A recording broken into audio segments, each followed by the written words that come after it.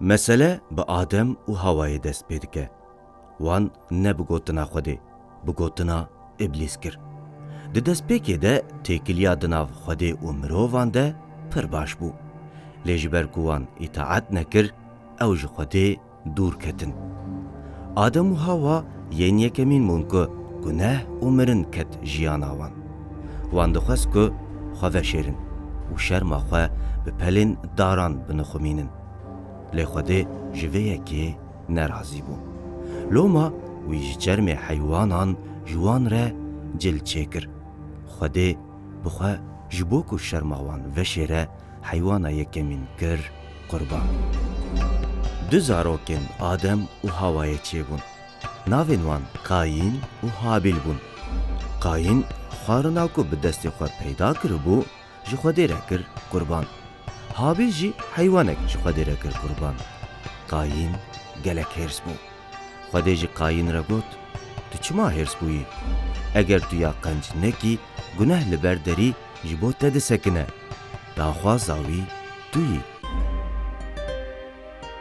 قاین به چاونباری حابیل کشت و بره مروواتی به پرانی دا ریکه داری پشتی چند ست سالان هر تشت اوقاس خراب بو که لگور خود تو کسی جیان حق ندکر جغین نوح و مالباتاوی خود جنوح را گوت کشتیه که مزن چکه و جخلکی را بیجه روشته که هر گناه و بی جزا کرن و بتنه ریک هیا که مروف رزگار ببه و رحمه خوده بستینه او جی اف کشتیه لی خلق کنیا حنکن خواه بنوح کرن حتی که جا ازمان باران باری و جا ارد آو بلند بو لی مروف قد آماده نبون توفانه یعنی لهیه هر کس و حیوان جی کشتن و دنیا جبر گنهین مروفان خرابو تنه نوح مالباتاوی و او حیوانین که بویره دکشتیه دبون خلاص بون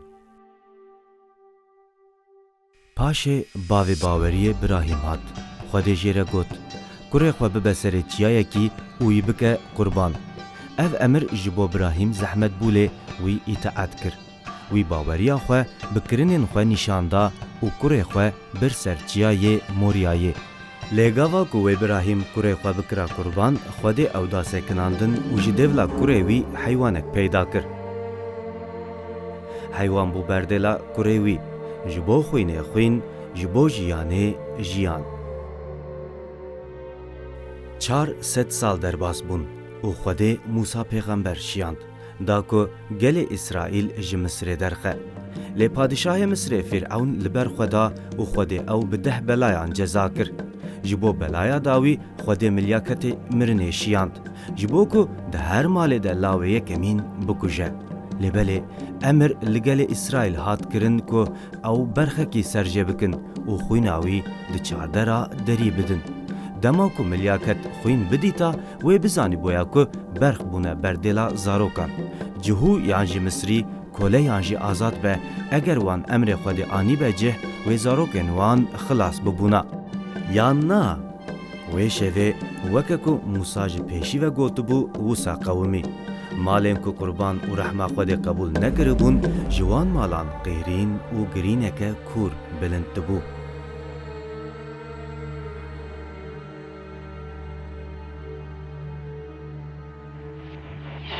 پاشه موسی پیغمبر تورات دا گله خو او ته خوده جبو خلق تشتک امر کر دوی گناهکار ج خدمتکار کی خوده ر حیوان کی کو به قربان به انیا او دستن خو بدا سر حیوان به وی اوایی و نشان بدا کو شرم او گناهوی در باسی حیوان دبه دوی پاشه حیوان به تا قربان کرن خویناوی به تا رجاندن او به وی اوایی و گناه مروف به تا نخماندن داود کرال و پیغمبران توراتا کو موسی آنی شوپاندن لمرا کرن و گوتن گلو خوینا حیوانان گناه مروه کی براستی پاکش دکه یا نا آن او تنی نشان و سمبولن تشتن پیشرو جنه داود پیغمبر تیکر و گوت کرالک مسیحک و به او جزوریتا داود به او به هزک مزن پادشاهیه بکه لی او زلامکی نفس بچوک و دل برحم به او مسیح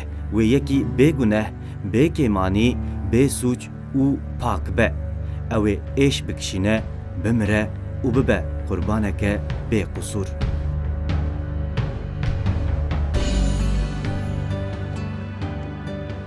İsa Mesih da xurekî de hat dünyayê ji ber ku kesekî cih neda diya wî. Ew ji bakiriyekî hat dinê û ew pak bû. Ew belengaz bû lê esîl bû. Ji zuriyeta Dawud bû. Ji vanên gundî û ji rojila cî zanayên dewlemend hatin da ku rûmetê bidin wî. Şahadiya wan ev bû. Ew Mesîh e, ew rast e. Ew e yê ku di kitêbên pîroz de soza wî hatiye dan. İsa Mesih hezkirinê, rastiyê, aştiyê û nefs biçûkiyê hîn dikir. Ew necarekî yanî xeratekî nefs biçûk bû. Lê ew zanayekî ecêb bû. Wî dîndarên dirû aciz kirin. Çimkî wan ji Xwedê pirtir ji adetan hez dikir. Lê yên feqîr, nefs biçûk, tobedar û gunehkar pir jê hez dikirin. Wî mirovên ker, kor, seqet û kesên bi ruhê xerab ketibûn baş kirin. Wî çend mirî jî sax kir û vegerand jiyanê. Ew zilamekî bêmal û mamosteyekî gerok bû. Ew şoreşgerek bû û gazî mirovan dikir ku ew ji Xwedê hez bikin. Her wiha İsa Mesih digot Xwedê bavê min e. Wî nîşanî mirovan da ku Xwedayê herî mezin wek bavekî ji wan hez dike. Xwedê dixwest bi mirovan re têkiliyeke bav û zarokek çêke. Lê pirsgirêkek hebû. Ew hêjî gunehkar bûn lê Xwedê pîroz e. Ji Adem û vir ve gunehê mirovan ew ji Xwedê veqetandibûn. Lê Mesih dizanibû bê ew ê çawa wan bîne cemhev. Yahyayê Imadkar yê ku waftîz dikir li ser İsa Mesih pêxemberetî kir û wisa got: Vaye, berxê Xwedê yê ku gunehên dünyayê ji holê radike. İsa bi xwe Mesih bû. Ew hatibû hilbijartin da ku bibe qurbanê bêqusûr. Wî qet guneh nekir. Ew pîroz bû, pak bû, bêqusûr bû û ew bû berdêla gunehan. Yê pak dişûna sucdaran de, yê pîroz dişûna mirovên gunehkar demir. Wî ev tişt ji bo bavê xwe kir. Wî berdêla gunehê mirovan da ji bo ew wan ji koletiya gunehan azad bike. û wî tiştê ku Adem wenda kiribû dîsa da wan têkiliyeke bêqusûr a bi Xwedê re.